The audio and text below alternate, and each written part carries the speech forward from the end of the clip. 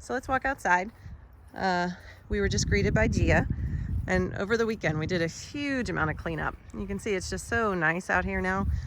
We have the pond, and Jonathan cleaned up the stairs going all the way down. We've got grapevines that grow all the way down these stairs that we're actually going to transplant. And they go down to the pergola, and then there's the pond. And this is Bacchus, little statue here. You know, the god of grapes.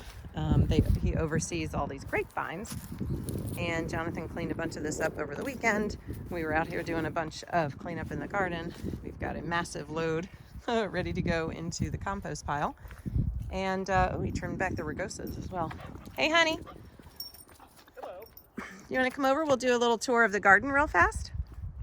What year did you build this garden? 96 maybe? Yeah.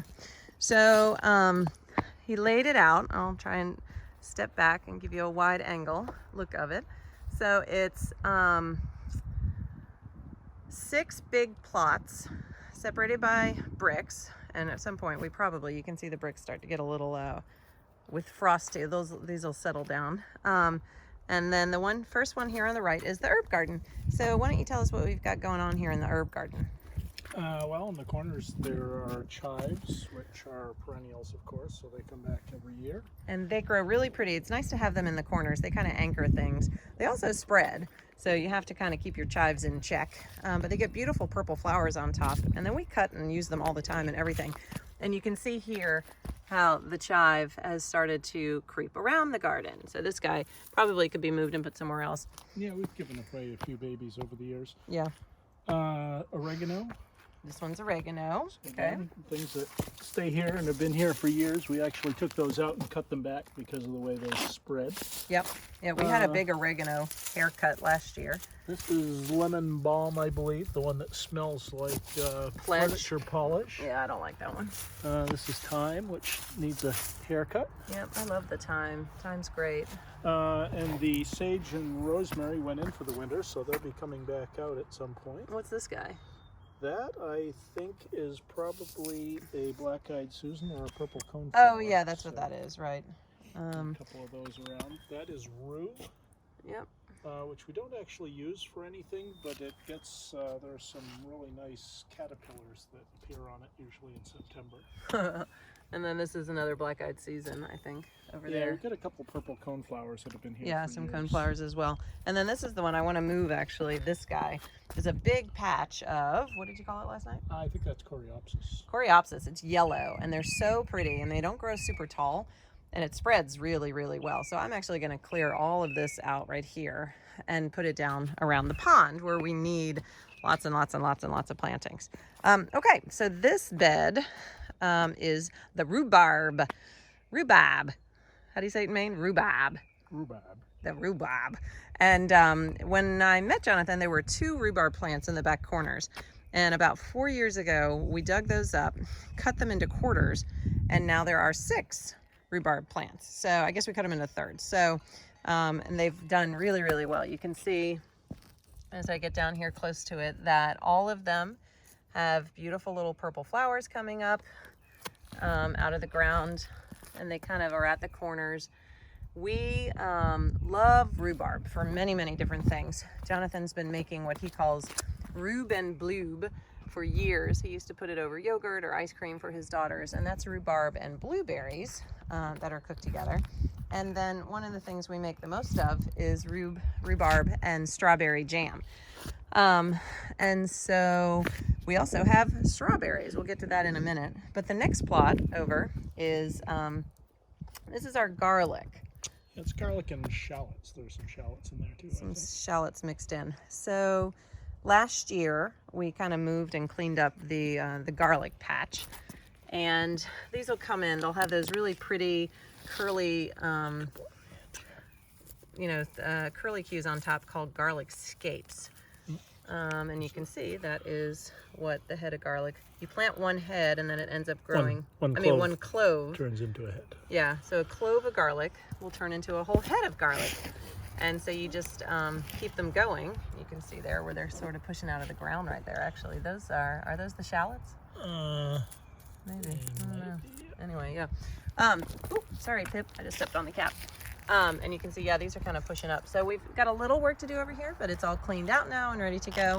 And then we will plant these other beds are just open. Jonathan turned them over. He puts lime on the beds in the winter, and that kind of seeps in all winter and helps to sort of tone down the acids.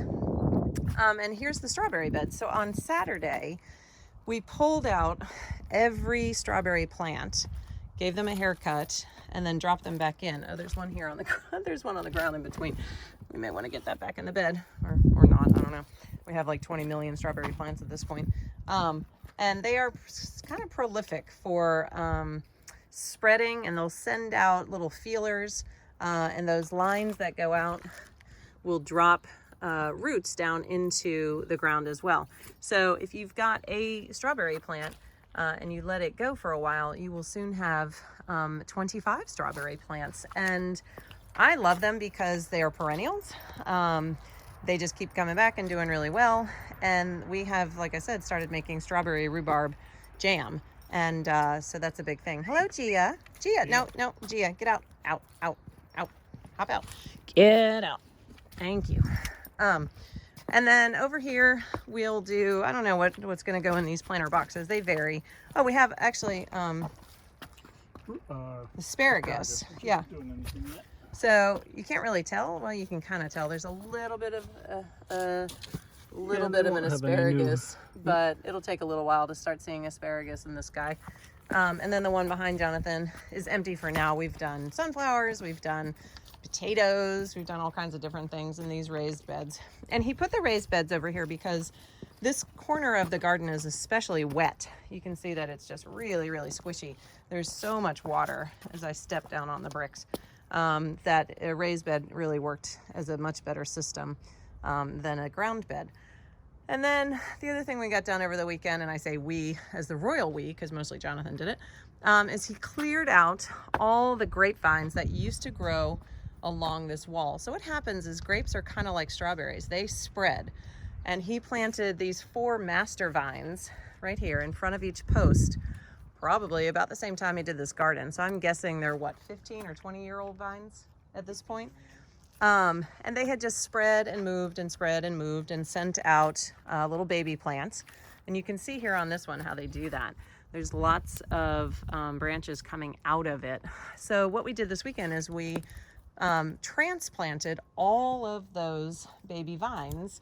And now we're down to the 4 master vines again, and we're going to train them to run up these. And then with stringing in between, we will run the grape leaves along the strings that will run in between, or the wires that will run in between the posts.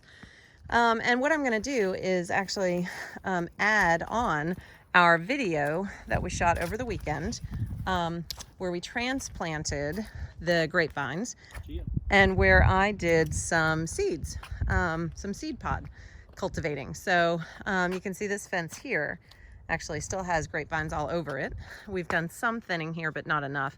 And then there's also this really thorny patch of raspberries, or blackberries, sorry, blackberries. And they're kind of dangerous, and they probably need to be thinned as well. But they've kind of taken over right there. So anyway, that's the tour of the garden for right now. Thanks, honey, appreciate it. I showed everybody the guanciale.